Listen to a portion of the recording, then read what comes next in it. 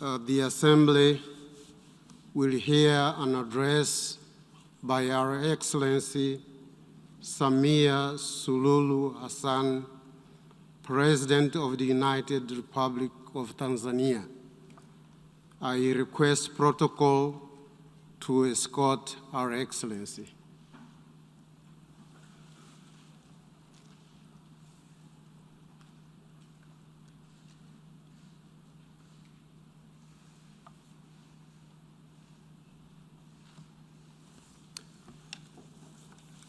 On behalf of the General Assembly, I have the honor to welcome to the United Nations Our Excellency Samia Suluhu Hassan, President of the United Republic of Tanzania, and to invite her to address the Assembly.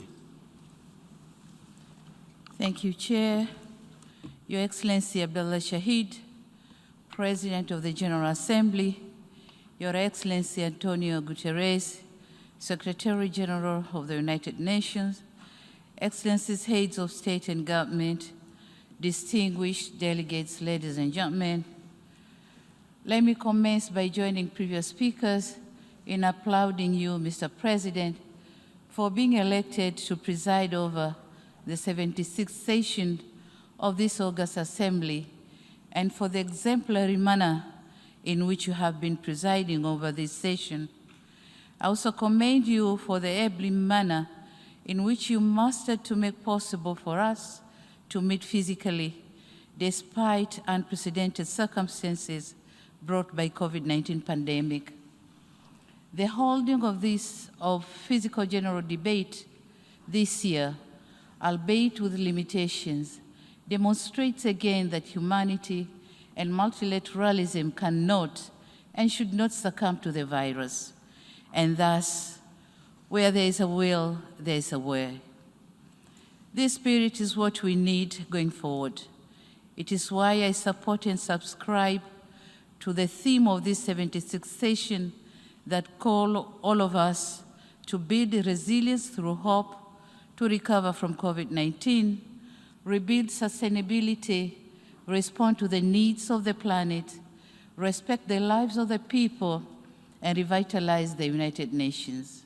Mr. President, this is my maiden speech at the United Nations General Assembly.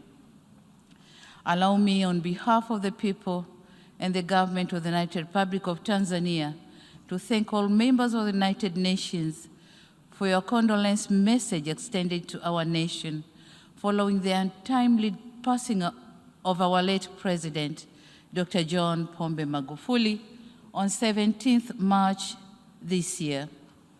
May his soul continue to rest in eternal peace.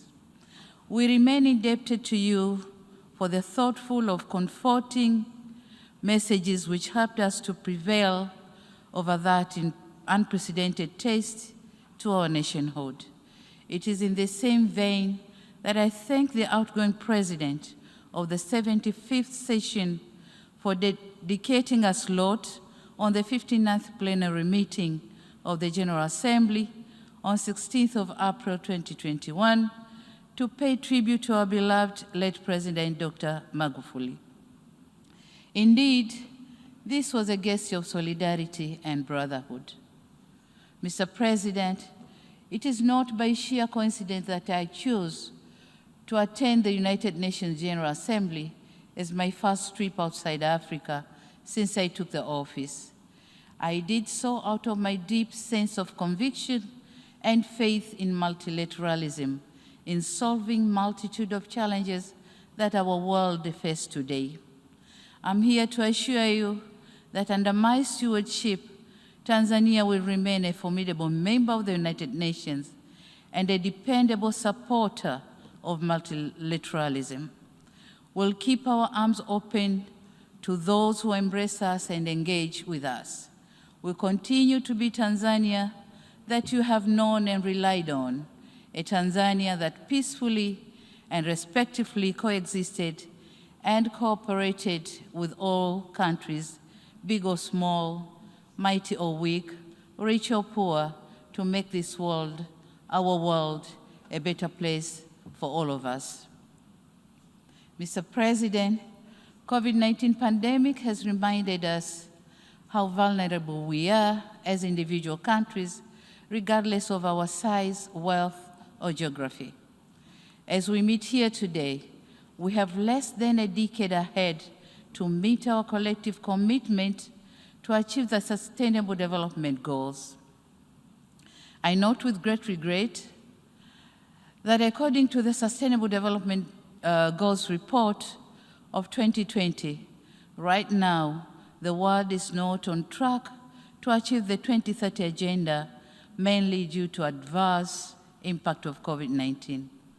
The report further shows that in some areas, this pandemic has even reversed the progress that was already achieved years back. For instance, it is expected that around 71 million people who got out of extreme poverty will be pushed back into that situation because of this pandemic. What is depressing is the fact that these impacts are not felt evenly. We in the developing world are the most affected. It is therefore imperative that concerted efforts are undertaken to address this devastating situation. Mr. President, developing nations must be assisted in addressing socioeconomic impact of out of COVID-19. On this note, we are thankful to multilateral financial institutions for their efforts in saving many economies from collapsing. These kinds of interventions are important. We cannot afford to take refuge on the onset of COVID-19 as an excuse for not making sufficient progress on achieving the Sustainable Development Goals. Mr. President, Tanzania has not been spared by COVID-19. After the onset of the pandemic, we in Tanzania, and I believe in many other developing countries, were stuck in the twilight of protecting lives and protecting livelihoods. Measures advocated by the World Health Organization were geared towards protecting lives. However, in an economy like Tanzania, consisting of a bigger proportion of people living on subsistence economy, whom we need to keep them afloat, my country therefore adopted all necessary measures to curb the spread of COVID-19, including joining the COVAX facility to ensure that Tanzania gain access to the COVID-19 vaccine. The vaccination campaign has started in July this year with the most vulnerable communities and later on other age groupings. Mr. President, globally, when COVID-19 vaccines were being developed, some of us were hopeful that this would mean something good to all of humanity. Nevertheless, we have come to learn that the virus is moving faster than the global production of and distribution of vaccines. And the vast majority of vaccines have been administered in high and upper middle income countries. With the current pace, it is less likely that we'll meet the WHO threshold of vaccinating at least 40% of people in every country by end of 2021, and at least 70% by the first half of 2022. The level of vaccine inequity that we see is appalling. It is truly disheartening to see that whilst most of our countries have inoculated less than 2% of our populace and thus seek more vaccines for our people, other countries are about to roll out the third dose, calling it booster vaccine. We tend to forget that nobody is safe until everyone is safe. It is indispensable that countries with surplus COVID vaccine doses share them with other countries. On another note, it is our humble request that the patent rights on COVID-19 vaccines should be waived for developing countries so that they can afford to produce the vaccines. This is not only a necessary move to end this pandemic, but also the right thing to do in order to save humanity. Mr. President, on economic fronts, the United Republic of Tanzania, like other countries, has not been spared by the effects of the COVID-19. Before the pandemic, our economy was growing at the steady rate of 6.9% compared to the current growth rate estimated at 5.4%. We are now embarking on reviving the tourism sector, which was badly affected because of travel restrictions put in many countries as means to curb the spread of COVID-19. While slowly trying to revive most economic activities suffocated by the pandemic, the government continues to work hard to improve the business environment and attract more investment.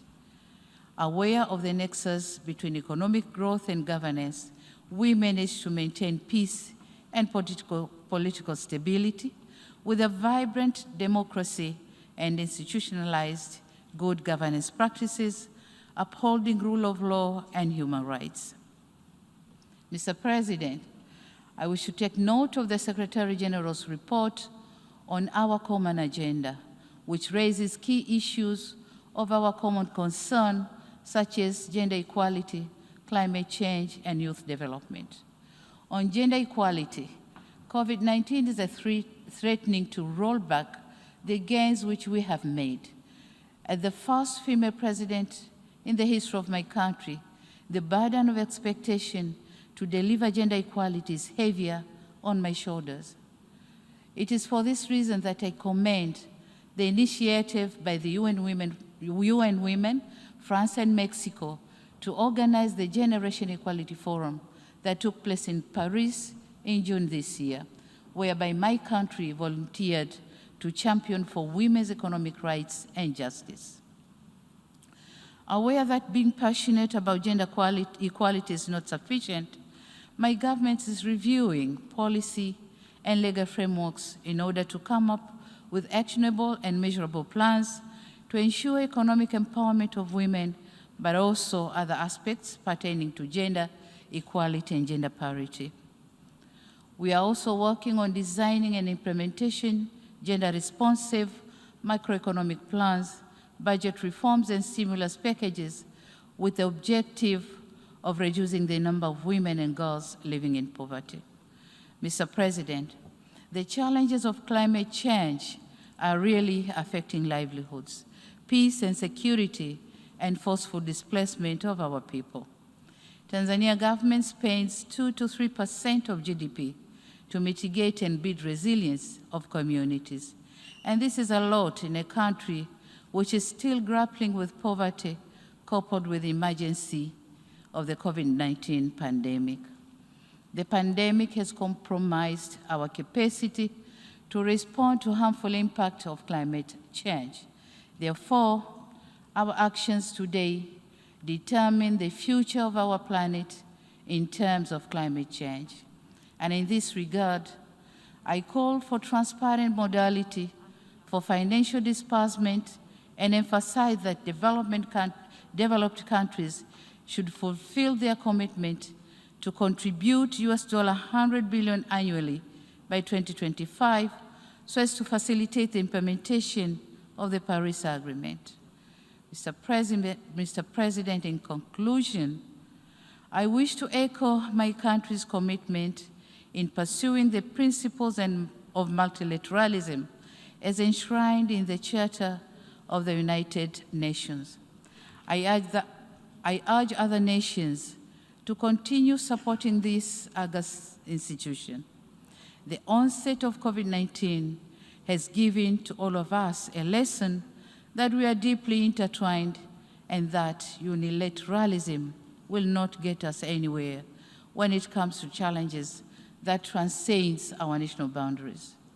A wise person once said, and I quote, "Alone, one will go faster, but together we'll go far.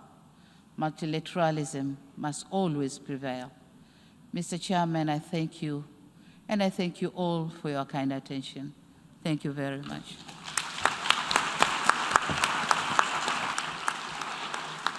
On behalf of the General Assembly, I wish to thank the President of the United Republic of Tanzania for the statement just made, and I request protocol to escort Her Excellency.